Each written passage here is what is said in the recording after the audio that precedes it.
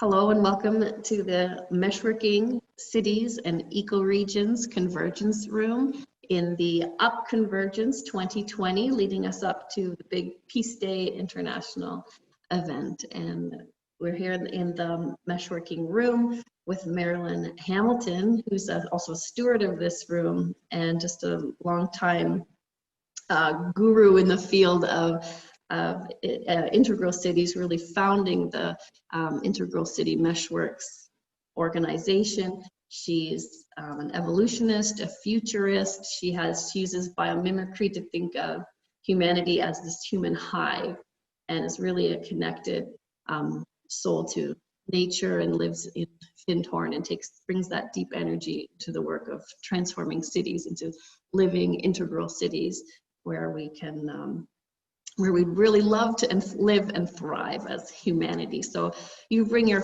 big heart to your work, Marilyn, with your codes of care, it's really how we're going to care for ourselves and our place. And I'm sure you'll go into that a bit in your organization. And I feel that care working with you, and I just really appreciate that about you, your depth and care, and also your extreme, beautiful intellect. So we're just really happy to have you share your thoughts on the city's organs, or Gaia's organ city. And Marilyn is partnering with Ubiquity University to put on workshops and webinars, and they're launching their first full university course on September 30th. So we're really excited for that, and we'll put some links in below for you to click on that and join, or check it out and see if it's right for you to get in this in-depth training on integral cities. So Marilyn, thanks so much for being here, and I'm excited to hear what you have to share with us today. Thank you so much, Kara, for that heartfelt introduction. I'm really delighted to be here and to be joined by people live on the webinar today, but also those who will be listening and watching later. I just wanted to say a little bit about the format that I've done today. This is actually more of a lecture format than an interactive workshop, but I hope that by the end we'll have time for questions and answers and have an opportunity to have a conversation then. I want to tell you why this is in the form of a lecture. Today is September the 14th, but I was invited at the very beginning of this year, 2020, in January, to be in South Korea. Actually, not just South Korea, but in the demilitarized zone between South Korea and the North Korea. And you'll see, as part of my story, I was invited to come and speak about the City of Peace at that time. And so I was also somebody who was watching the early pandemic statistics. And I'm afraid that I have had multiple experiences with pandemics in my life. So I was one of the early watchers, and I chose not to go in person, which is what the invitation had been. And I did offer to provide a webinar for them. But at that time, they were not yet aware of how this was going to spread around the world. So they wanted people to be there in person. So they declined my offer for the webinar. So today, you are all the beneficiaries of the notes and the thoughts that I put together at the time. You'll find at the ends of my presentation, I include a whole set of 4 blogs that I actually wrote. And I'm going to draw from some of that material as well. And today we are now in the week leading up to the International Peace Day in the UN. And I was also participating, as Kara mentioned, in the earlier creation of the Unity Week, which was in June the 21st, so between the solstice and the equinox. And we've had this caravan of unity and peace. And Integral City has been participating in that in some other ways as well, in doing something that we call life maps. So I may be able to speak about that a little bit at the end too. But all that being said, I have some slides to share with you, and I'm going to share my screen and just share some deep thoughts about peace and unity and how the integral city, I think, is beautifully positioned to serve that calling in the world.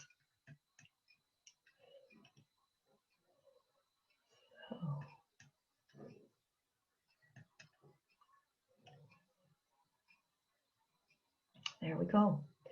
So I, as Kara mentioned, think of the city as an organ of Gaia. And I'd like to just have us pause to begin with and create a sacred space for Gaia and her organs of unity and peace. Gaia as a living being has organs for her body and her brain and her heart. There are great rivers and lakes and oceans are her veins and her arteries. Rocks and mountains are her skeleton. Prairies and soil are her skin. Fungi and mycelium and microbes and insects are her metabolic tracts, her metabolism. Forests, plants, and gardens are her lungs. Animals are her animators, her hands and feet. And we humans are her organs of reflection. We're able to contemplate and appreciate all that Gaia is. Altogether, Gaia and her organs are an interbeing, totally dependent on one another for existence. We are held together energetically, physically, spiritually, relationally, systemically, by the impulse of life itself. If I were an indigenous community right now, I would say, ho, ho. When Gaia's organs are functioning in harmony, she enjoys coherence, resonance, and emergence. For Gaia, this is evolutionary unity and peace. So her evolution comes from this impulse that Jude Currivan calls the big breath. And we must realize that this is a condition that gives Gaia organs that function in harmony, and that this is not a static, unchanging unity and peace, but it's dynamic, it's pulsing. It's a cycling unity and peace that grows and develops and evolves, as you can see from this diagram, which is on one page, the big breath through the universe, the solar system, the lithosphere, the hydrosphere, the atmosphere, the biosphere, and into the anthroposphere and our civilization. Thank you to my colleague, Dr. Brian Eddy, who created this a number of years ago. And the instant I saw it, I recognized it as a beautiful way to tell the story in an image in one page of evolution. But we are like a fetus developing in utero. We humans are still developing the capacity to be reflective organs for Gaia. Our heart minds have unfolded in her womb and emerged into the whole landscape of our Earth home. We live in every geosphere that there is on Earth. And like children who have not learned the lessons of playing together with love and respect, unfortunately, I would say we have trashed our playroom. We are waking up now to look around at the destruction we have caused to our Mother Earth as a whole, to her sacred organs without whom we cannot survive, to all the artifacts that have been our toys, our clothes, our shelter, our food and support, which have all come from her. We have created disunity and unpeace. And because our behavior, our systems, our relationships, and awareness have overpowered the other organs of Gaia, it's now like a cancer that we have disturbed her natural flow of energies. And so we've changed her life balance. And we have threatened our own survival in doing that. For as part of an interbeing, we are utterly dependent on Gaia's well-being. Her well-being is our well-being. So I ask, how can we talk of cities of unity and peace when we have disturbed Gaia's unity and peace? So there's ways that I have contemplated that Gaia in her wisdom has created us as a fractal of her patterns. We have organs made from the substances of her creation. We are bone of her bone, flesh of her flesh, heart of her heart, and mind of her mind. So in contemplating a city of unity and peace, we must first respect that it will not just be a built environment. It won't just be bones of streets and buildings or the energy of communication systems. It is what we create that we have called home in our bioregions that will matter. Within our watersheds, our geosheds, our biosheds, we must respect the resources that she has provided and honor the boundaries of the ecology that Gaia creates for us to plant the seed of new creation.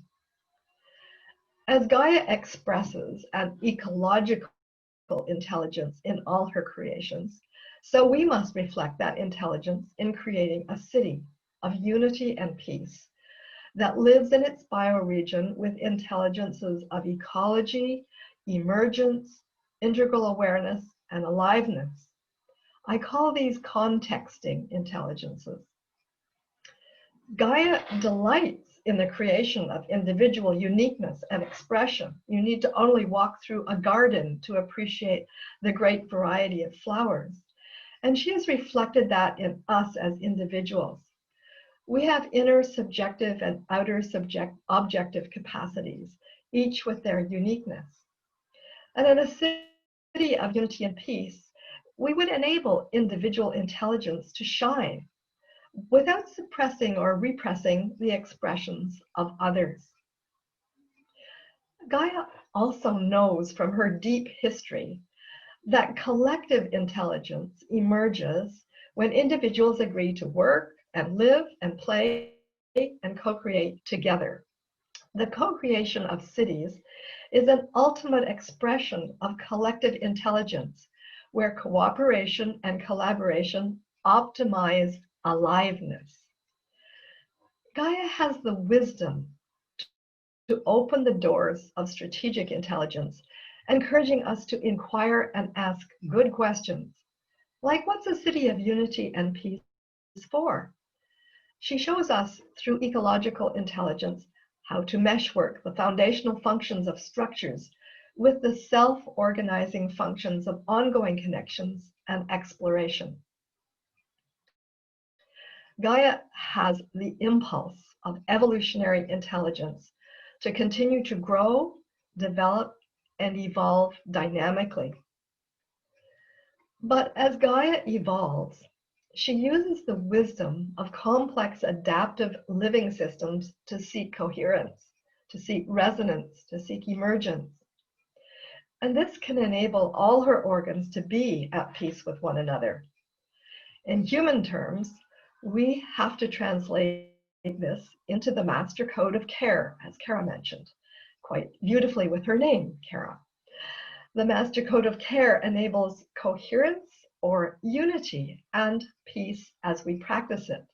We must care for others, care for ourselves, so that together we can care for our places and the planet. This master code of care enables development and evolution within a whole ecology of care. And in the human system that is a city, that means finding the unity and peace amongst the four voices of the city. The four voices, working together, act like an interbeing, bringing citizens and civic managers, business innovators, and the third sector together so they can practice the master code, making decisions that honor unity and peace at four scales as expressed in this master code of care.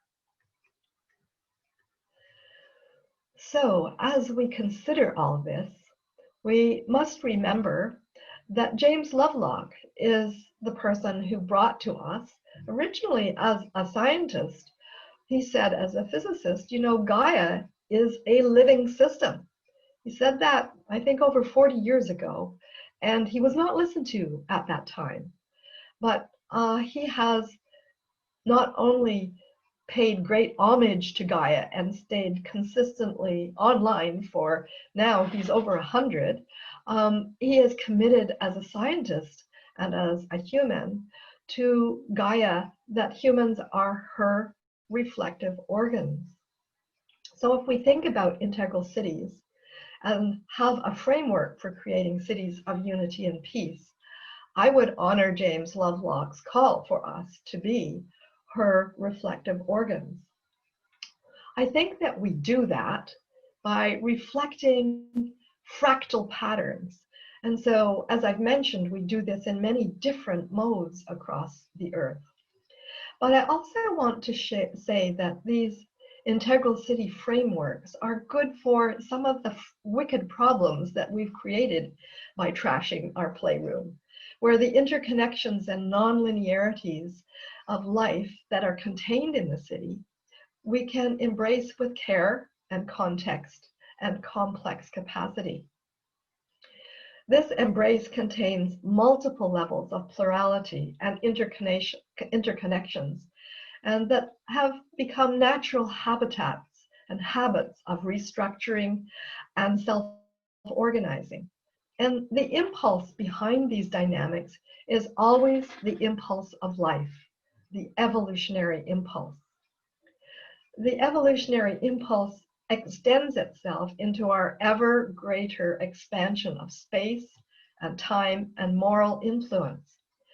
And this creates for us as humans the conditions for leadership in an ecology of life.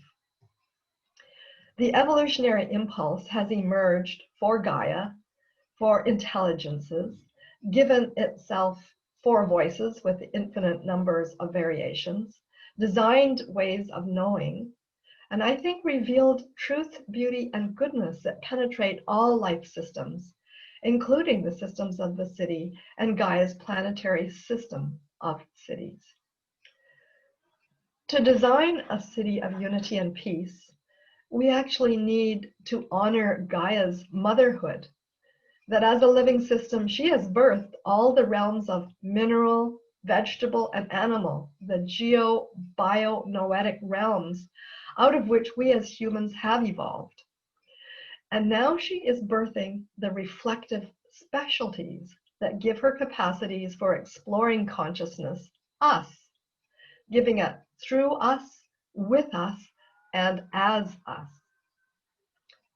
I think Gaia seeks peace for her realms as a natural condition. It is a peace emerging from the ecology of existence, complex and adaptive, naturally holarchic, where levels of complexity are nested in and coexistent with other expressions of complexity. Gaia contains all the relationships amongst her realms that must honor unity and peace. Gaia's principles ask that all her creations honor the life of others to coexist within a dynamically balanced ecosystem, without endangering the great chain of being that manifests as an interconnected and entangled system of life. If Gaia's creations cannot enact this principle of coexistence, then she honors her learning about an experiment that didn't work and releases those elements and resources back into the greater Gaian system for new life to emerge. Indeed, this is not only our Gaian heritage, but our heritage from the universe. We are all one, and within the great unity, we may express diversity in any way, as long as it honors the oneness at the same time as our uniqueness. It is how we have emerged from the stars through the long evolutionary line of cosmosphere, biosphere, noosphere, and anthroposphere. Since our cities are the most complex systems yet created by humans, it is natural that we should long for and seek and co-create cities of unity and peace. Places which we not only make for unity and peace through placemaking, but places that we care for unity and peace through place caring. As I have studied the patterns of cities through the lens of biomimicry, through our cousins, the honeybee, I have rediscovered the natural and powerful code of care, the master code of care for self, others, place, and planet. And this four-part practice of care is a kind of integral yoga. It enables unity and peace in a horizontal plane and also peace on a vertical plane. It's something that we can practice every day, which is how I use this yoga. I wake in the morning and ask, how will I care for self, others, place, and planet? And at the end of the day, I inquire, how have I cared for person, for myself, others, place, and planet? Integral City would propose that of all its frameworks, maps, and practices, this master code of care is the impulse that energizes all of our possibilities for unity and peace. It arises from the oneness. It is a practice of unity and diversity. It is the ultimate answer to what is an integral city good for? If we are good to have cities of unity, if we are going to have cities of unity and peace, they must be at their heart able and willing to practice the master code of care. And this will be our core or our uber intelligence to serve Gaia as her reflective organs of peace. So now, let me, having set this context for exploring unity and peace, look at what I think are 10 capacities that have evolved and have the capacity to evolve unity and peace in an integral city. We start with the GPS compass, which has been adopted by the meshworking cities and ecoregions for this whole week. And in that compass, we actually see what I've spoken about as cities as being complex living systems with evolutionary intelligences. We have inner and outer individual intelligences. As collective intelligences, we have cultural and social or systemic. We have strategic intelligences in the form of inquiry and also meshworking and navigating. And we have strategic intelligences that start with our ecological, emergent, integral perspectives and living intelligences. And all of these are centered around the evolutionary intelligence, which is, as I've said, the impulse of life. So let us move to our second capacity. I think this capacity comes from the biomimicry lessons from the beehive. I believe that cities are powerful and resilient human hives. Did you know that a beehive has about 50,000 bees in it, about the same size as a small city? And it is often easier to think about our cities as beehives or human hives because it gives us a chance to recognize them as a whole. And I think that's one of the ways we can appreciate the meaning and intention of integral. As an integral city, it means looking at the city as a whole, but not in a redundant or a reductionistic rather way, but in a living system way, and to let the bees remind us many ways that they have been able to do that, which I've incorporated in some of the other capacities. So our third capacity, I point to the integral model. And I know from the people who are here in person on this call that you're all well aware of the 4 quadrants of the integral model. But I think that we could look at these as realities that inspire lives.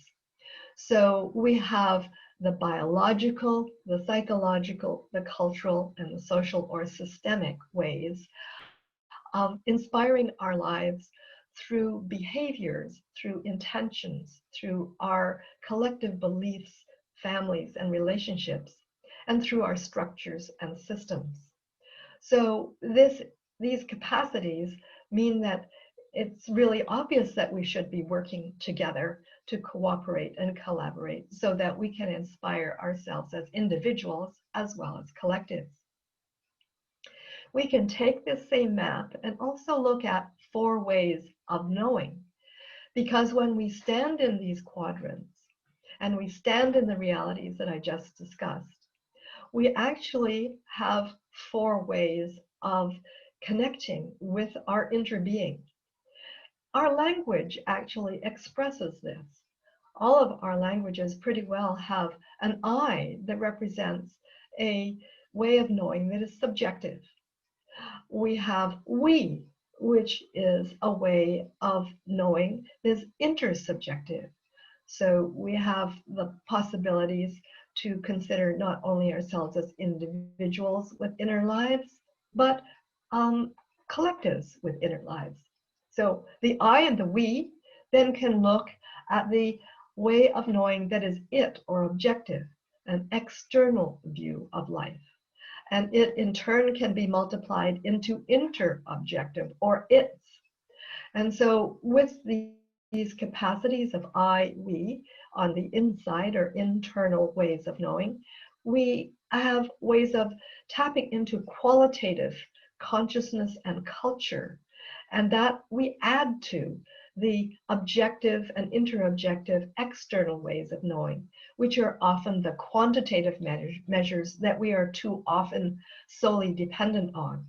They're still very important, but it is really vital that our 4 ways of knowing combine both qualitative consciousness and culture, along with the behaviors and structures of our cities. When we think about the city as a complex human hive, then knowing that it has 4 voices that are learned by me from the bees, I say the 4+1 voices of the human hive are represented by the citizens. Most of us would consider ourselves in a city to be a citizen, but we might also have another voice as a business or an innovator. And some of us are civic managers who look not only after City Hall, but education and health and justice and police and fire and all those ways that help the city operate. And in addition, we also have civil society, the not-for-profits, NGOs, and faith community that really hold the city to account in many ways that allow us to know that we're including everyone in the city, and that this is a capacity that we need. You'll notice there is a +1 voice, and that I have in the center of this diagram representing other cities.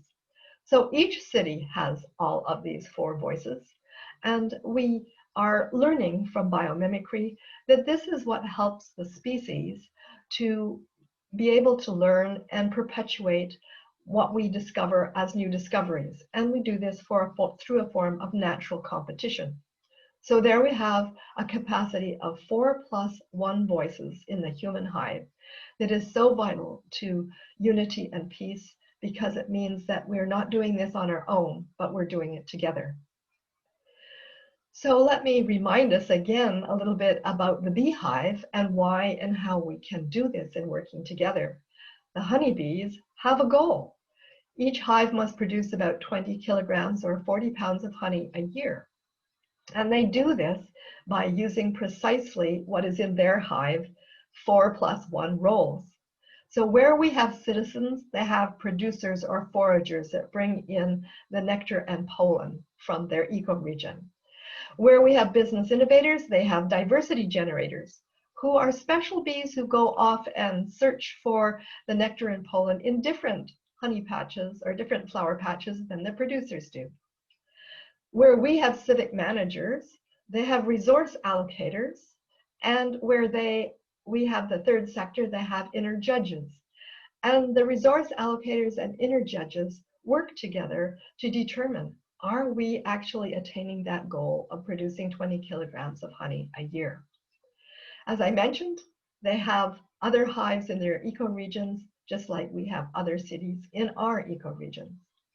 And so one of the things that the bees can remind us through the lessons of biomimicry is that we need a capacity in being the four voices plus one of the city to have a purpose in service to Gaia.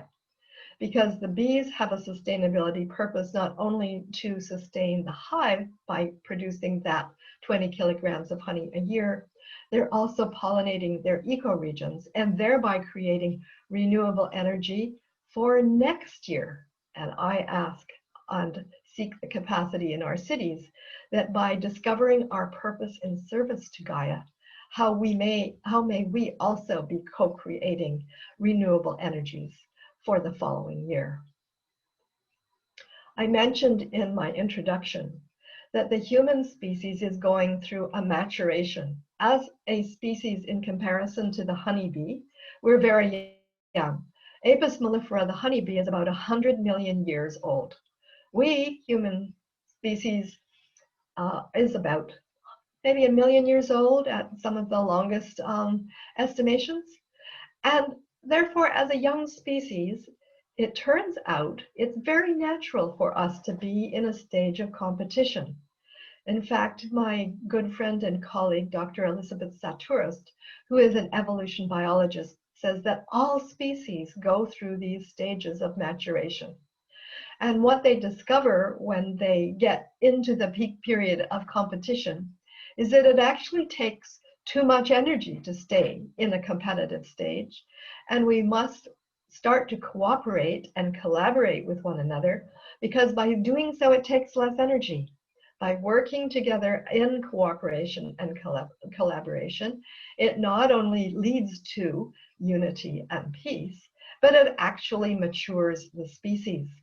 So that by doing one, we actually have a wonderful consequence of gaining the other. We are maturing as we discover that we must cooperate and collaborate. And I would footnote now in these days of having lived through 9 months of the pandemic globally, we've had to learn many ways to cooperate, and we've surprised ourselves how easy it has been to change things quickly. And now we can see with this image of the earth and all the fractal patterns of cities on it, it has a very, very thin layer that holds our climate. And we must start to learn as a human species to mature our ways of acting so that we can take what we've learned through this short period of this year to take it back to the challenge of climate change and how to respond to that.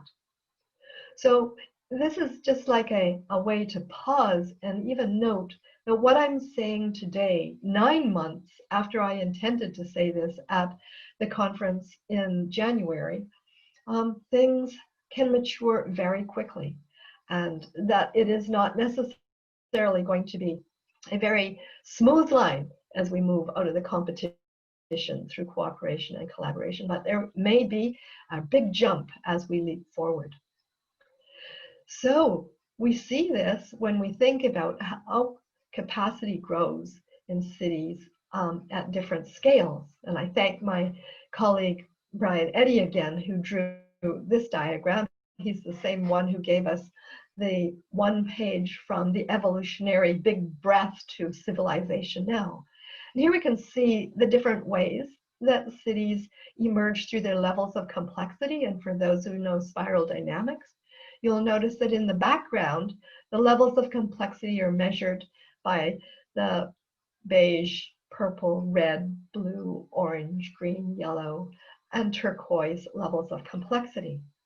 And you can see that cities start in a rural agrarian kind of way and then move into even a pre-urban stage.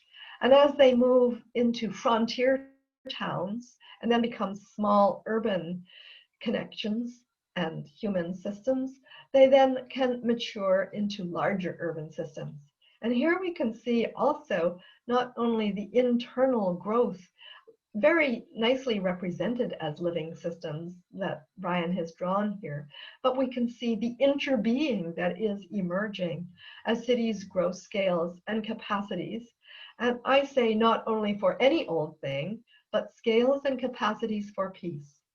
So this will be one of the reasons that it is worth the investment for individuals to grow their capacities, and worth it that we work together to become more cooperative and collaborative, because as we do, unity and peace will be the emergence that come as a global level of development.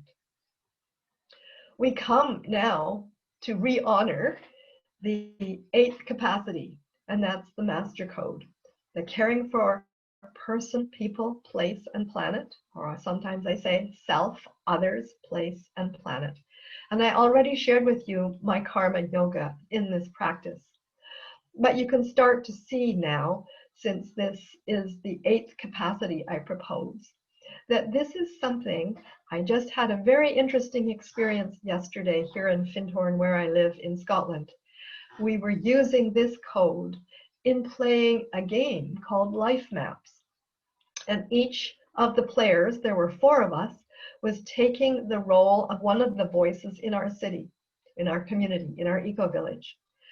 And each person was asked to consider on the map that they had in front of them, a 4-laned path, or a place they were journeying from, a road, if you will, how they thought about that voice through the master code of care for self, others, place, and planet. And what we discovered in playing that game was that not only taking the perspective of a voice gave a whole new understanding to each of the players, but as they had to think about the current situation that we're in, as we are coming out of lockdown here in the 9th month of our having had to deal with the pandemic, that each of these levels of caring for person, others, place, and planet is another level of capacity development.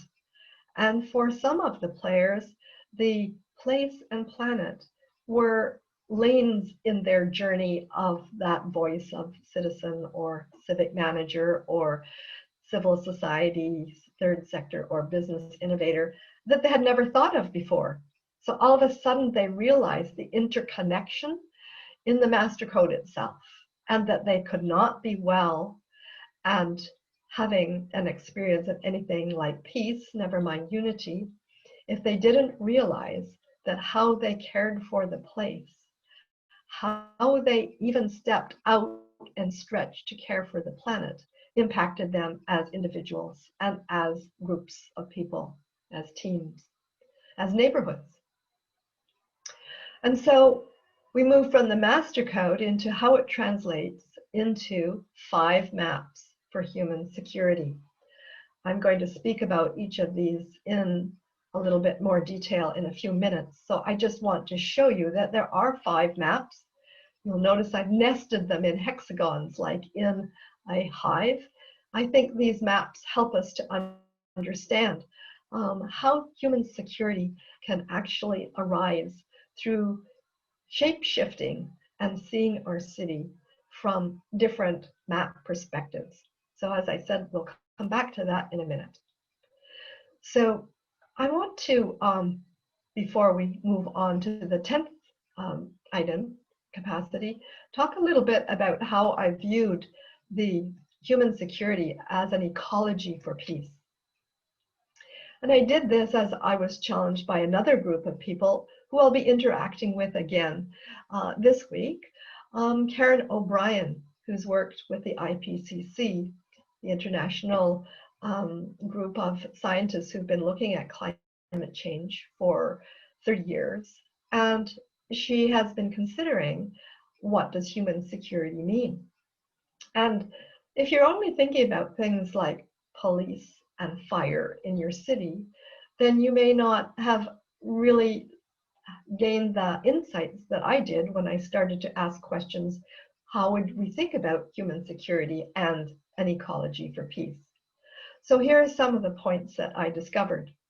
The experience of surviving and connecting with one's environment and creating the conditions to reproduce another generation, those are actually the characteristics of all living systems. And so those are the basic things that we must do in our human hives, just like the bees must do in the beehives. Survive, connect to our environment, and create the conditions to produce another generation. So this kind of security relates to species on both the collective and individual scale. And it includes being secure about our environmental context. We must know security in our ecology, in our adaptiveness, in our interconnectedness, in our life cycles. Maybe you recognize that coming from the intelligences that we just talked about. It also includes being secure about individual thoughts and actions, those upper left-hand quadrants, and collective relationships and systems, the lower left and lower right quadrants. I should have mentioned the individual thoughts and actions are obviously upper left and upper right, collective relationships and systems, lower left and lower right. And the security emerges when we apply strategies for evolutionary adaptation and emergence. The references here are to the books that I've written, which you may be familiar with, and that also we can put in the chat. You can find those on the Integral City website. So with that definition of security, then let's finish our little review of the capacities for unity and peace with this 10th one, that an integral city aligns 4 voices as community to realize unity and manage peace and conflict and heal trauma.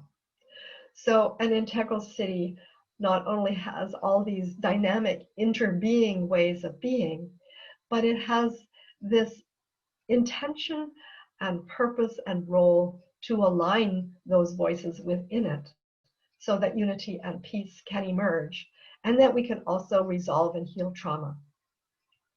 I am not focusing on, in this particular lecture, on the conflict and trauma to much degree. And I have an extreme interest in it though, and I'm hoping through our Ubiquity University first-time university course for Integral City that we will connect up with those who are doing special work in this area, especially Thomas Hubel and the Trauma Summit that he is reconvening. So there we are with 10 capacities for unity and peace that I bring forward from the Integral City framework. Let me now shift gears a little bit and come back to focus on a few of the things that I've mentioned. Go a little deeper. I mentioned the 4 voices of the city as related to the roles that come out of the beehive. When we're talking about cities these days, oftentimes we're speaking about very large cities, like some of the people here are not only in Utrecht, but they might be in Amsterdam or London or Paris, or it could be in Beijing or Tokyo or San Francisco or New York. And when those cities are as large as that, we must know from that little history that we looked at that they've emerged out of smaller municipalities and become these megacities. But each of them will have the core of community in them, and they probably will be neighborhoods. And so I've come to realize, to work with larger cities, that we must take some lessons from the beehive and our smaller cities and look at the 4 voices in our communities. So I'm inviting you not to throw up your hands and say, there's no way we could use this framework because the city's too large. No, rather look at the fractals in the city and look for the communities that will doubtless hold these 4 voices. I want to also, since I gave you my definition of security, also share with you, what do I think peace is? Well, it's not accidental that I gave you my definition of human security first, because I think peace arises from a condition or quality from human security. And it's the result of feeling, of acting, of relating, and co-creating in a community that makes us feel fully alive. Aliveness is marked by resonance and coherence and emergence with all life. And the capacity of a living system to survive, adapt, and regenerate under dynamic, unpredictable, and fluctuating conditions. The opportunity to feel happiness, comfort, and inspiration at the end of every day. So, in these dynamic, unpredictable, fluctuating VUCA conditions where the world is volatile, uncertain, complex, and ambiguous, it's so difficult for us to even hope that peace is possible. But I know another practice I'm using here that enables us to become islands of calm is something that I do believe can lead to our communities or cities of peace. And here's how I define that. A city of peace is a city of spirit, where the involutionary and evolutionary forces flow through all scales of human life in the city, so that the natural outcome is beauty, truth, and goodness. That's on map 5, as we'll see. As a city of peace, an integral city is naturally a city of unity. It is connected to the source of life, where all human systems can, as Jude Currivan says, think cosmically, feel globally, and act locally, which emerges a planet of integral cities of peace, able to serve Gaia as her reflective organs in a unified quantum universe. When I heard James Lovelock say that we were Gaia's reflective organs, I got this huge intuitive hit and insight. Wow, we're called forth to be much more than I ever imagined possible. And when I read this definition of a city of peace, it really reinforces this to me. We are not just here accidentally. We have our work cut out for us, but also our play, our ways of interconnecting, and the capacity to actually create beauty, truth, and goodness in the process. I want to just pause a moment and welcome Catherine Alexander to, this is a little lecture, Catherine, and when we finish it, I think we'll have time for a conversation. So you will have to pick up from the beginning from the slides that we'll share with you, if that's okay. And there will be a recording as well. So, you know, this week of unity and peace, I learned the other day on a session with Jude Currivan, who was very much responsible for the whole world view, this idea of oneness, that 19 years ago, she was asked to identify what are now 11 themes of unity and peace. And so before this week, this 11 days began, that we are moving towards the day of the World Peace Day with the UN, Anna-Marie Verhoeven of the Hague Center asked me to write, how does Integral City represent these themes? Because, you know, we're having a pulse every day based on one of these themes on the 11 days leading up to the 21st. So here's a summary. I have a longer blog that explains this, but here's a summary of how I see Integral City is living those themes of unity and peace. First of all, Integral City imagines a planet of integral cities. You've heard me say that, and that we're connected to Gaia as her unified reflective organ system in unity with all life on the planet, acting locally, feeling globally, and thinking cosmically. And what delighted me the other day was to know that I wrote that before knowing that Jude had written these 11 themes. So I quoted her directly. That's exactly how I saw that we were connected in unity through the Integral City. The second theme, as a planet of integral cities, we imagine interdependence with all life systems. Thirdly, an integral city exists in fractal relationship to its environment. Fourthly, an integral city depends on and only thrives when there is economic justice as the goal of well-being for the human hive that regenerates sustainability and resilience. Fifthly, the integral city seeks health for all as an outcome of co-creating the conditions for optimum well-being for all life. Sixth, this theme is about children and youth. And in an integral city, they are valued as the new generation whose quality of life depends on the master code of care.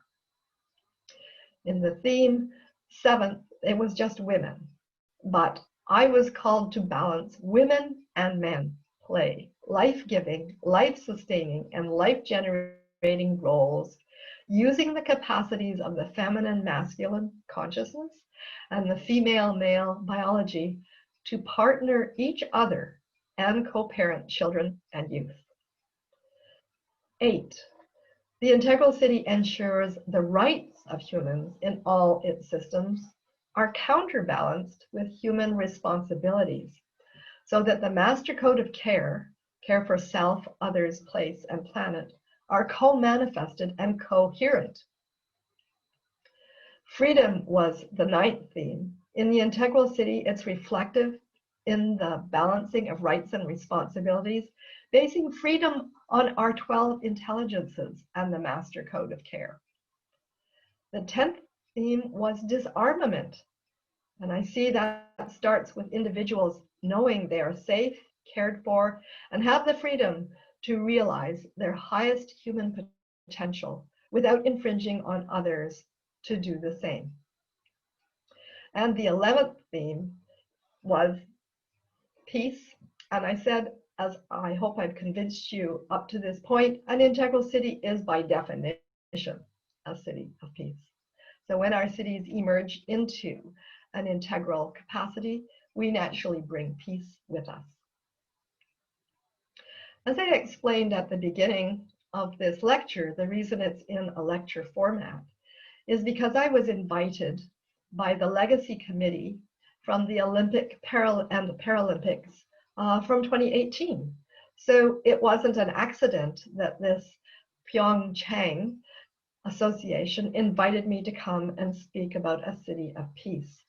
But as I said, I was not able to go physically, but I wanted to share how I shared with them the ways that I saw their great sports event contributed individual performance, collective coordination, cooperation and collaboration, place caring and placemaking, and planetary global participation.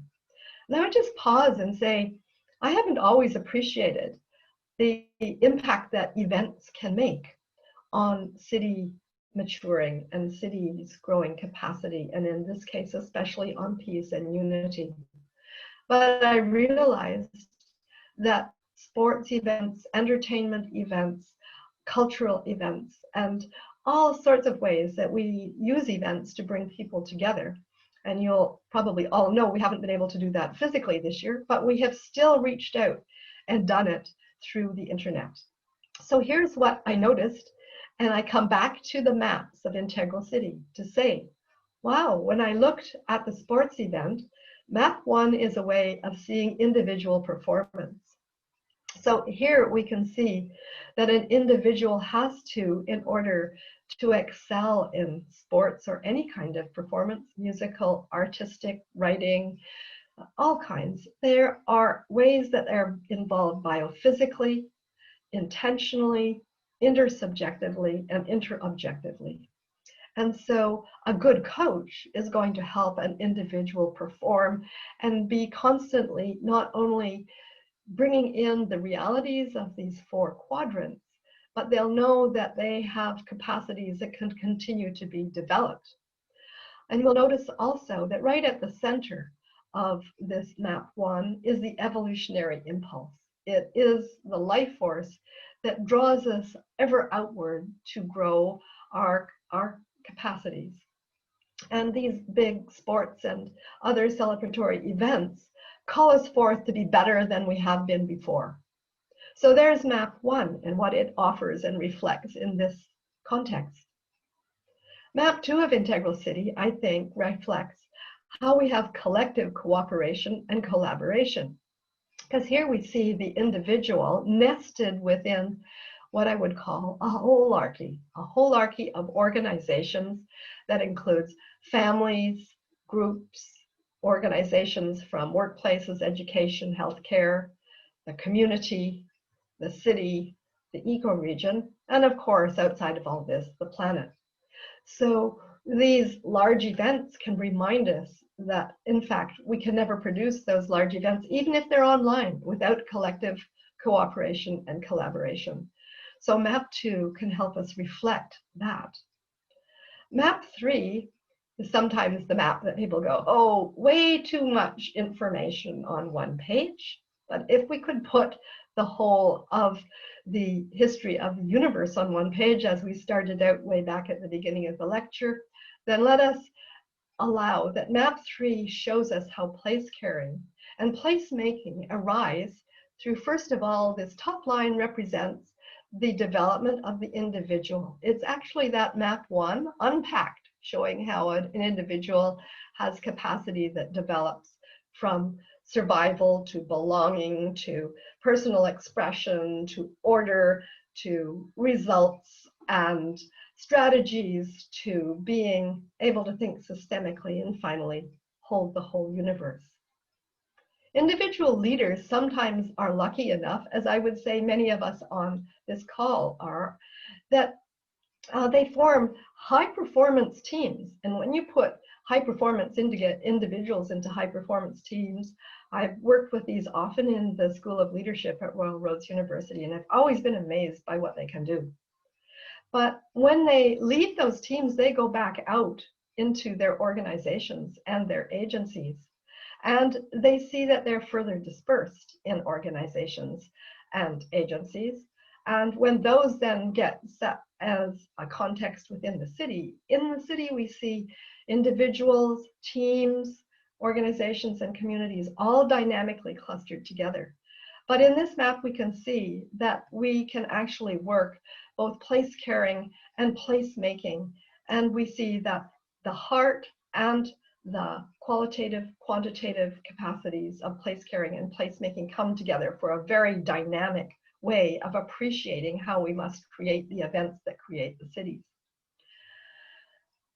Map 4 represents the planetary participation through the different structures that emerge. So here are the structures of organizations that have emerged over time that allow us, and this is represented again in spiral dynamics in the color system, but here we see it in structures. And we have the, first of all, the family hearth, and then the clan gathering, and then the territorial leader who is directing everyone, my way or the highway, but gaining capacity as they are doing this, which gets then translated into meritocracy bureaucracies, which then get translated into entrepreneurial and strategic ways of working together. And that in itself creates the wealth that allows us to have structures of care and sensitivity, again in a circle format, around the purpose of caring for all. And that in turn opens the heart to realize that systemically, all of these organizational structures are alive and well in the systems of the city. And we need them all, because each of these structures is also holding and arose from the value systems that created them. And as structures and value systems, when we work together systemically, very soon, probably somewhere around 50 years after we started to do this, we emerged a very different view of our planet. And we realize that as we're thinking about events that can create planetary participation, we need all of those structures to be present and working together. And this calls forth, of course, the cooperation and the collaboration that we talked about earlier.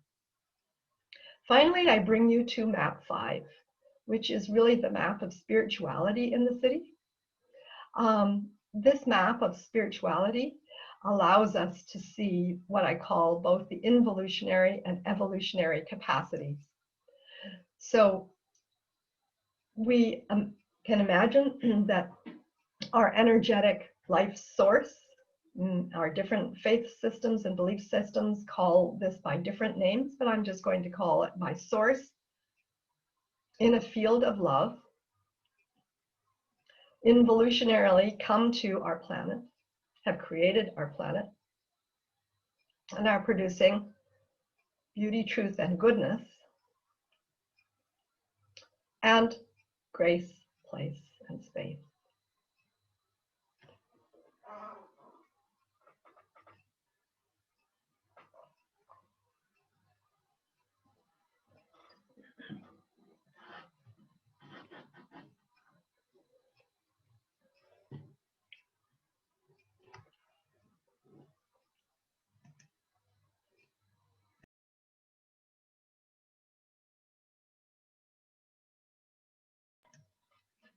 And as I pause for effect, when we produce grace, space, and place, evolutionarily, our beauty, truth, and goodness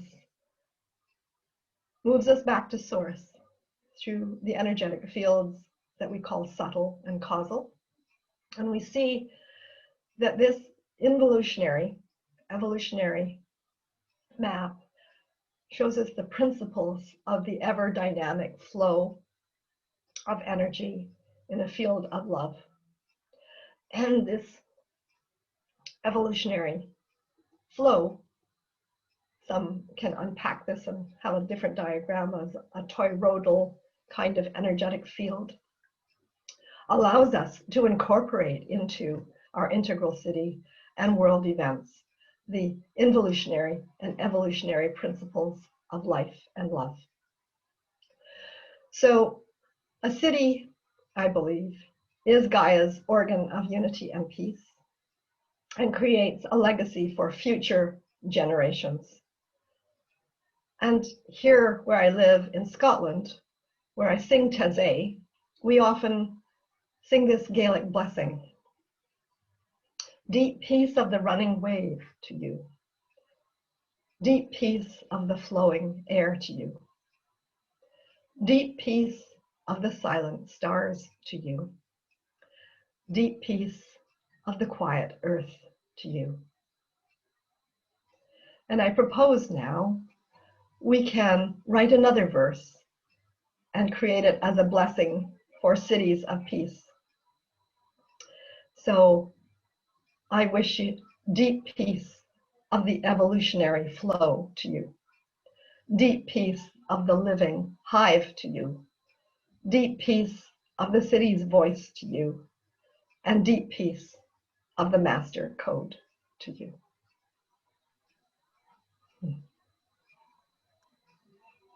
So thank you.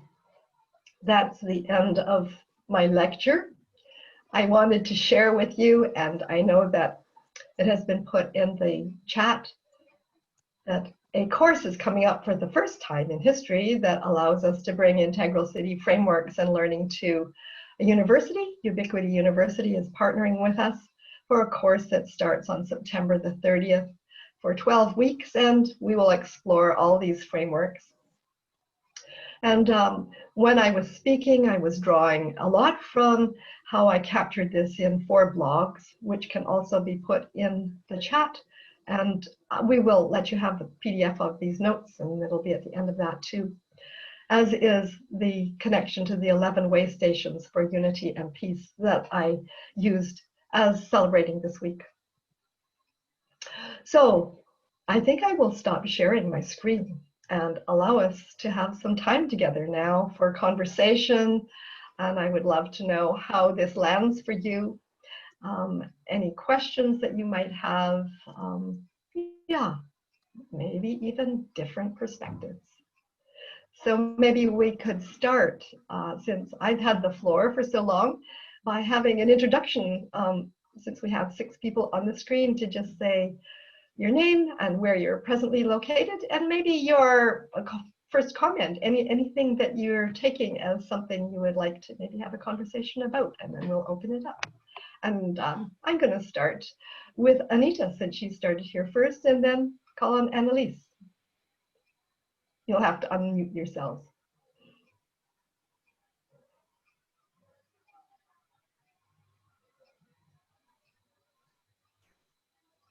Hi, Marilyn. Thank you so much. That was a lot to take in. Can you hear me? Yes, I can. That was a lot to take in. I'm in the Netherlands. I'm in a small, formerly it's grown exponentially in the past decades, but it used to be a small, like a farmer's town, a farmer's community. And it's very close to Rotterdam. So the feel of the community nowadays is very city-like. But there's still, sometimes when I'm on a Zoom call, people on the call can hear the birds squeak, like the birds that are living in the traditional Dutch countryside with a lot of water and a lot of polders. There's specific water birds a lot, and they just pretend that there's no city yet here. They just pretend they're still in the fields, in the water, and living there.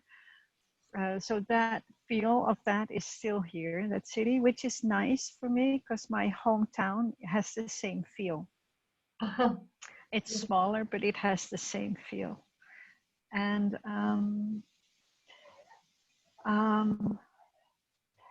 yeah, when I hear the whole story around integral cities, I often think of my job when I worked with unaccompanied minor asylum seekers, so children who were sent from their home country by their parents to safety, and how we would support them into living in a Dutch city, whereas in their own communities, they had not encountered streetlights or schools in the way that we have them, the whole way that a city is organized. And so in that work, I've had to break down what a city life is all about, and how like with you when you were showing the smaller plant, like if you're living in a community where everybody around you is kind of related to you and everybody knows everybody, and when there is a school, somebody visits the town and they decide to gather the children under a tree and do some teaching, right? That would have been their school. So those differences can be so big, and it would have been very helpful to have that whole framework of an integral city. By that time I was acquainted with the integral theory, so I kind of could pinpoint like that is what we need to do, and that bit is what we need to help people find their way in a big city, because it is very, very different. So when you talk about careful person, place, and it's very clearly mapped out, and it can be very helpful to help people find their place, because it's on all levels. How do you find your place in a city? How do you find it emotionally? And how do you find your own network of friends? How do you find your way through the bureaucracy that is there? And how do you find your place in the wider, the city is also, a part of a wider nation, nationwide aspects to it as well. So that is how do you create, and that can be a tremendous challenge to find in this, like in a act globally or act locally in that sort of, how do you help people to live harmoniously and peacefully? I mean, in a city like Rotterdam, there's more than 80 different nationalities living there. Yeah, those are beautiful observations. Thank you, Anita. Really appreciate it, because you really, in your own life experience, have gone through those different stages of maturation of a city. Thank you. Thank you. I'll call on Annelies and then Catherine. Thank you, Marilyn. Well, I'm Annelies and I'm living in Vreeland, and it's really translated as Peaceland. It was founded more or less 750 years ago, and it was raised because the bishop wanted to hold back the Hollanders, people from Holland, to move to the east. Well, that's very funny. I feel very grounded here because I'm actually from the east, moving to Amsterdam, where the Hollanders were, and living here in this, well, very small village with 1,400 people, which, as I paid attention well, made me not able to mature to a turquoise environment, but maybe I have to hold space with Amsterdam. What I'm very touched by was simply the exercise you gave us for the master care. It suddenly occurred to me that it was not, of course I know it's not about me, and I have this overaching purpose in my life, service to the whole. But then I suddenly thought, oh, it is wonderful to ask yourself this question every morning. So, and ending the day with that also, how did I contribute? And there's so much more to it. It's so rich. I intend to follow the energy of the voices and see what's opening up for me in that. And maybe at it also more locally, but just as a space holder, not being somebody who is really in there as have been. So I always thought that I had to create the activity, but now I can see, oh, I do not have to bring in place every idea I have. I just can hold it also. And sometimes I wonder, but then I think, oh, I have thought of this and I've brought this in the environment.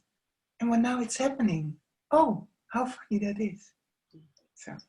Beautiful. And I know, Annalisa, you, and through the Mighty Network, we also have, you commented that you wanted to join me on Wednesday when I'm going to do a meditation called the Islands of Calm, which is exactly following this kind of precept that it's not about doing it out there, it's finding the calm in ourselves. And the most powerful thing I think we can do in an integral city, just like we do in a family, the most powerful person is the parent that the child is seeing as a model. And they see that model and they internalize it.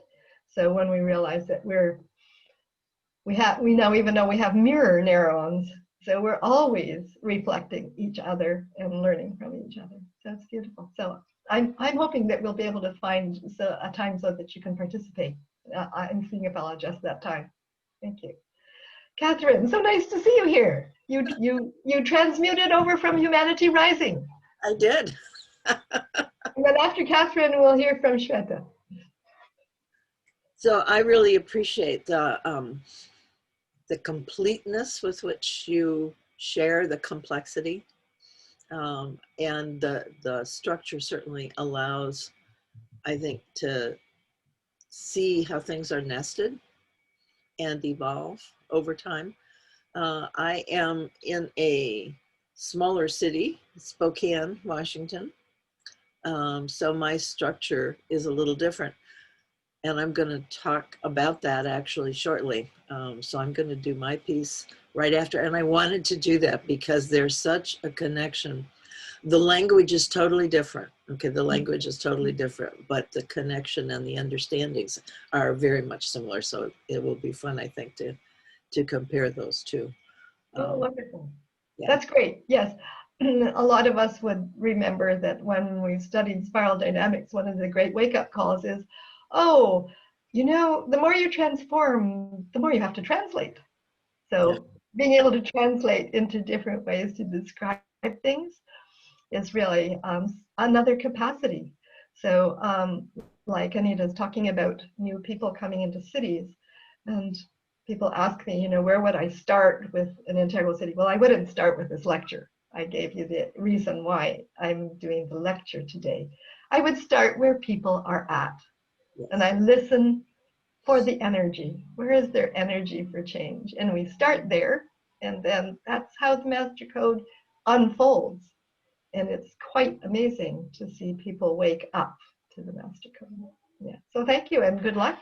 Blessings on your session, Catherine. So Shweta, can we hear from you? And then Kara. I'm Shweta. I am currently based in Utrecht in the Netherlands since the last year. Before that, I was in Bangalore in India. And yeah, that was a lot to take in. Thanks, Marilyn. I think it'll take also some time for things to sink down for me. But one of the things that kind of really stood out for me, or that kind of jumped at me in a way, was this thing going from placemaking to place caring. Mm-hmm. That I really kind of resonated with, because in Bangalore, I was working with design students and communities around cities, around the city, and one of the things that we often saw was always this need to create something new, and create something, as designers and as so to put something new in a space in order to revitalize it or make it. So placemaking was really what was holding that program together. And now I see that place caring should also be a big element of the program, in the sense that how do you care for what's already there, and how do you bring people together around it, and sort of hold space for like the commons. So that was something that really resonated with me today.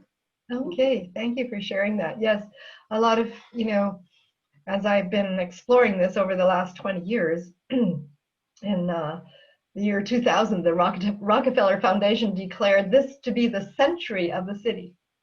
So that was after I had sort of chosen or received guidance to look at the city. But I'm, not somebody who's an engineer. I had worked with human systems. It took me a while to sort of see that the way I would approach the city was through consciousness and culture.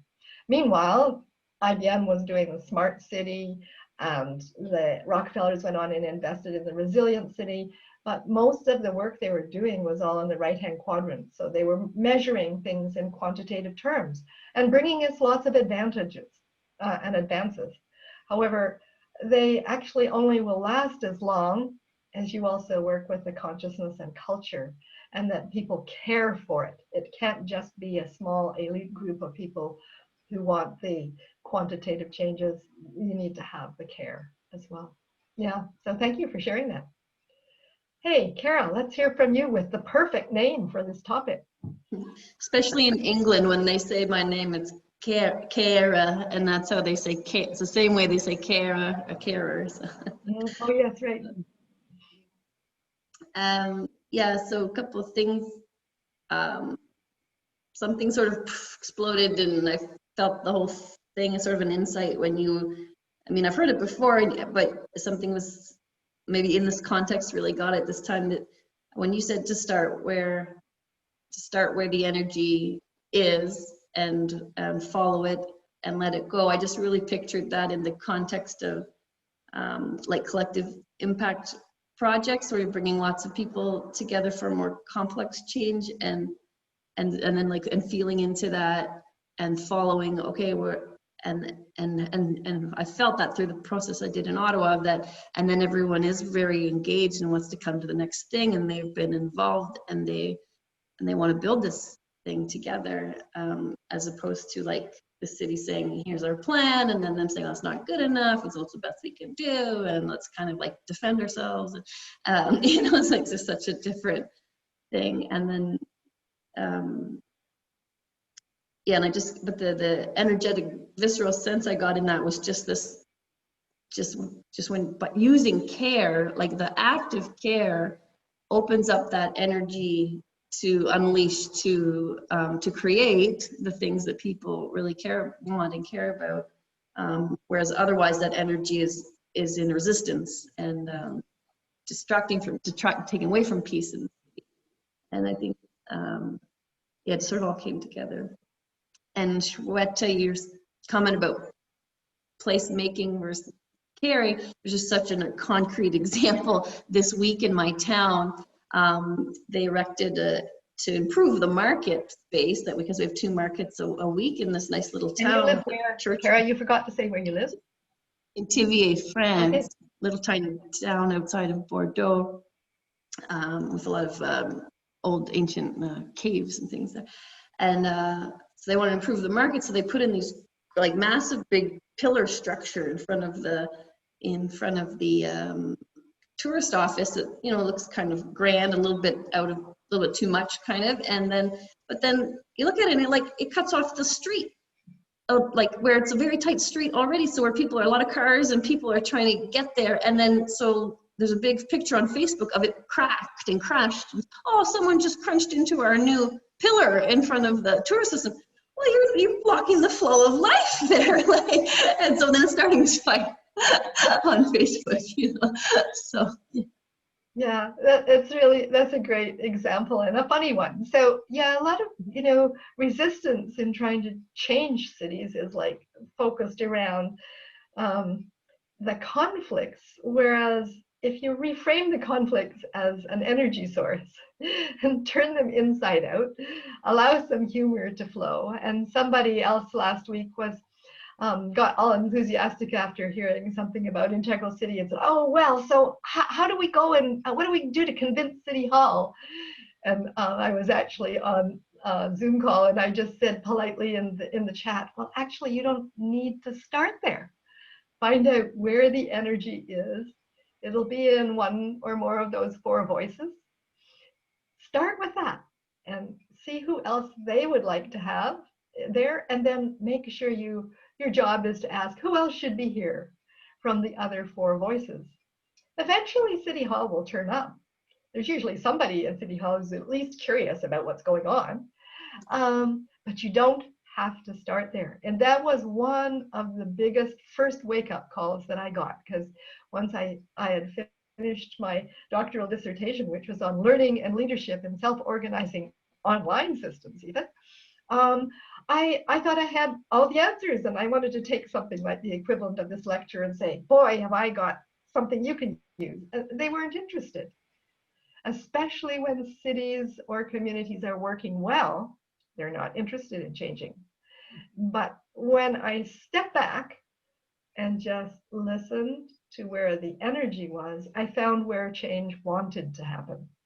And that allowed me to see, oh, any one of the voices can originate the change. And that gives it so much more power. And it's so much more doable, and it's so much more fun. And it redefines power, that, oh, they have all the power and we don't, and now we're angry. Yes, yes. And learning that the bees do that for very practical sustainability reasons. If they don't produce their 20 kilograms of honey a year in the wild, they don't survive.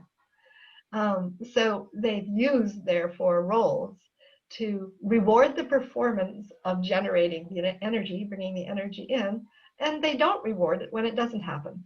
But they always have those little diversity generators, our innovators, businesses that go off and find another source, and they come back, and the whole hive kind of wakes up to, oh, we could do that instead. But the bees are just like us. If the foragers or the group that's bringing in the regular nectar and pollen, if they're doing well, nothing changes. It's only when they aren't doing well, they get their reward cut off by the resource allocators and the inner judges, which would be like our civic managers and the 3rd sector, saying, we're not doing so well. They get depressed. Well, so do humans. They get depressed when things aren't working. But the bees know, and they can measure this depression, the bees know they need to change. And so they follow the energy that the diversity generators create. And then they find another source of their renewable energy. And they're always keeping their eye on the purpose.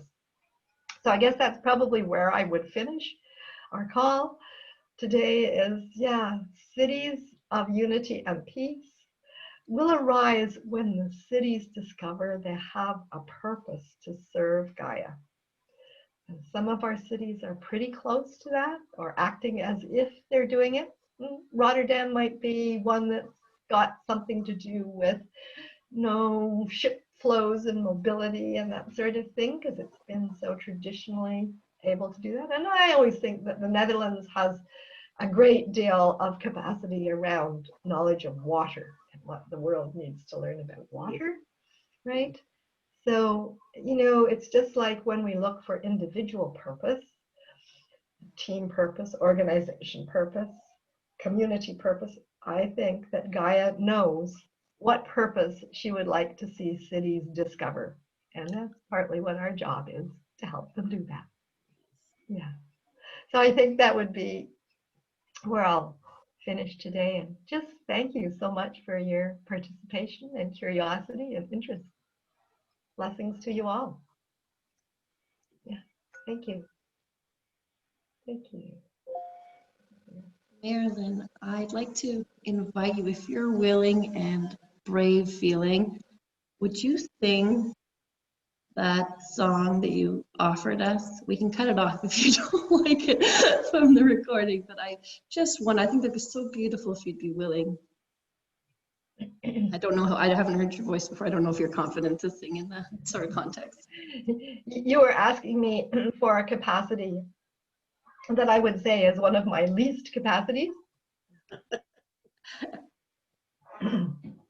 So how about if I can't sing it, let me see what happens when I just sense into it and finish with that. And I would actually like to start with the traditional Gaelic one, because it invokes so beautifully Gaia herself. Deep peace of the running wave to you. Deep peace of the flowing air to you. Deep peace of the silent stars to you. Deep peace of the quiet earth to you. Deep peace of the evolutionary flow to you. Deep peace of the living hive to you. Deep peace of the city's voice to you. Deep peace of the master code to you.